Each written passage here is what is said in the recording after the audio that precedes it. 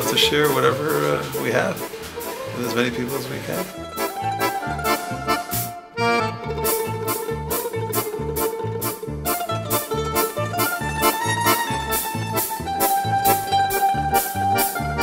You want to sit? You have a seat?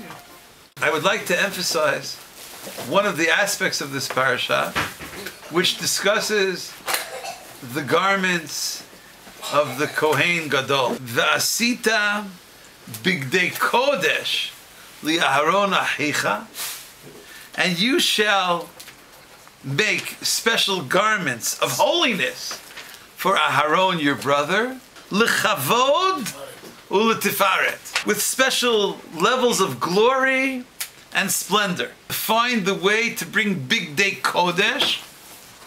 They have to be holy garments, but at the same time, they have to be beautiful garments. The rabbis teach of a story of a non-Jew who walked by a certain area of the Beit Midrash, and he heard the description of the beautiful garments of the Kohen Gadol wearing the most precious stones in the world. So he goes to one great rabbi named Shammai. He says, convert me, but I would like to be the high priest. Gaireni almanat shetisimeni Kohen Gadol.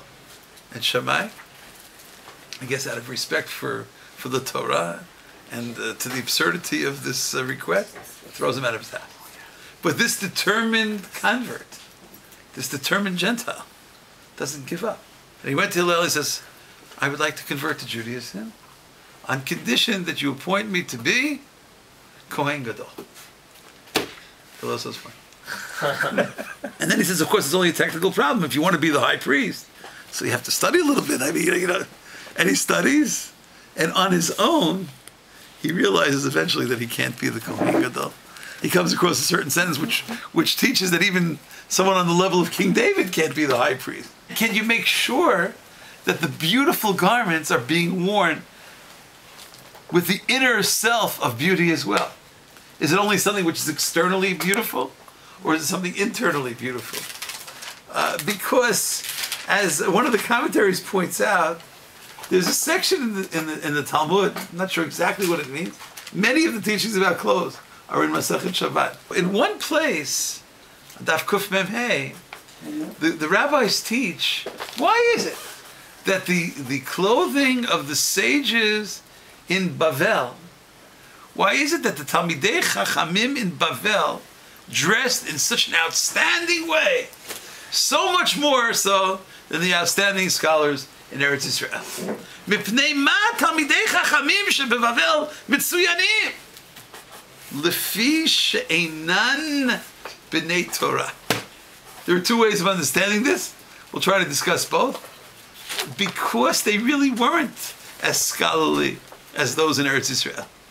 You see, if you have an inner self, if you have an inner greatness, so maybe you don't need garments to impress anyone. Just speak, just teach, just be yourself, and everyone will understand your greatness. But maybe if it's Einan B'nei Torah, I'll read you Rashi over. The Rashi says, you know, they weren't on the level of Eretz Yisrael, and therefore maybe they wouldn't get the respect merely because of their Torah, because they weren't on the level of Torah of Eretz Yisrael. So mechabdim otam mechamat levushehem shenirim chashuvim. It appeared to be as if they're important. They put on the garments of distinction to command a certain level of respect. Maybe the Torah is saying, says Rav Epstein in Tosefet Bracha, no, don't just put on clothes so that people should respect you because you look so handsome in your clothes, you high priest of the temple.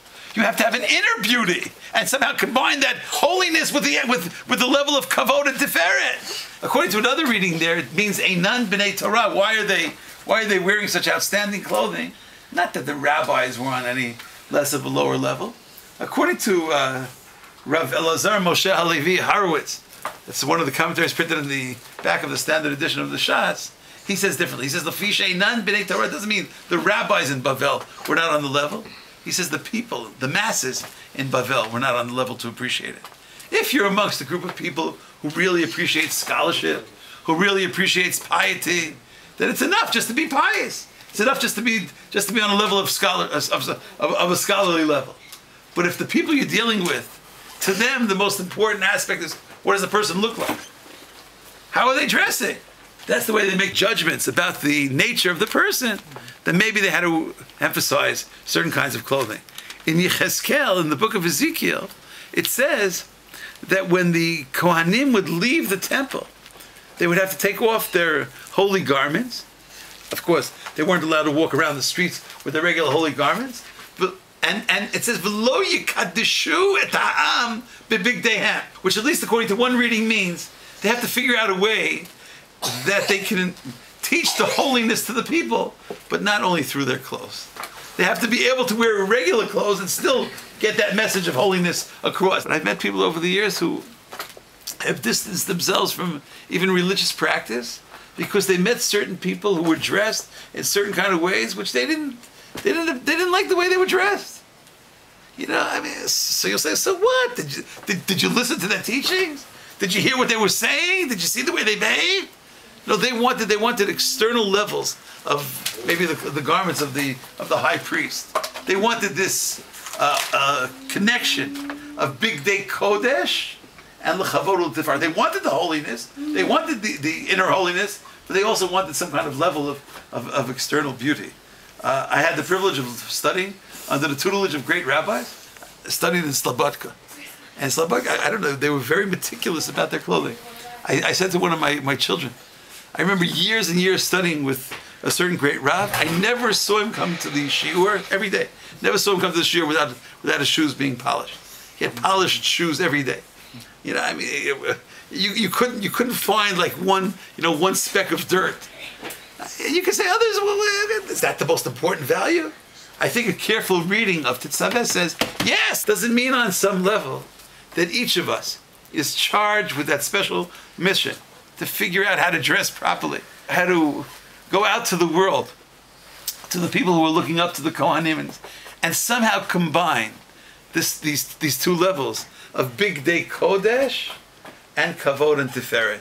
May God help all of those seeking to bring together these two levels of clothing to do so successfully.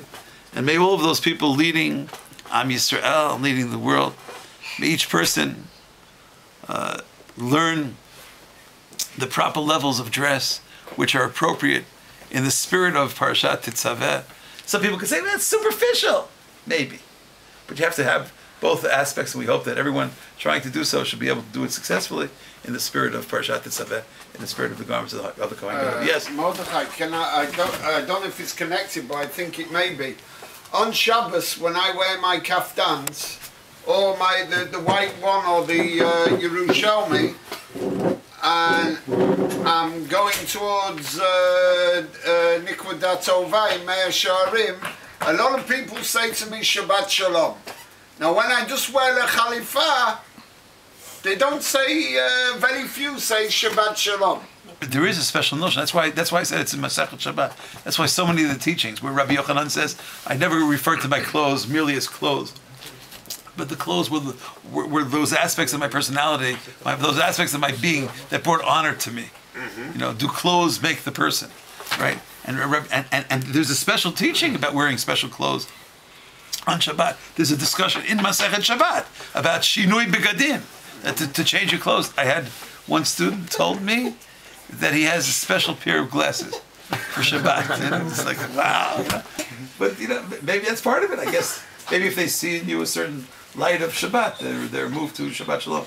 So Hashem should help us. We should all understand this level of proper begadim and combine the inner garments with the outer garments as well. Thank you so much for listening. I'm here for a whole lot of reasons. I'm doing some research regarding my family roots. I'm also here making some music videos with regard to some music I recorded in England. And I'm here to study Torah. Rabbi Machlis was asking, why were they wearing these? Why was this the dress? Why is this the sought-after dress of the highest level for the priest? And personally, I've had some time to reflect on this and think about this in personal studies, and then listening to the rabbi. All 12 tribes are represented in beauty, like a bride for him, for the creator of the 12 tribes. And the beautiful jewels the people. They represent the people, and why shouldn't they be beautiful? Okay. Laila Tov from Yerushalayim.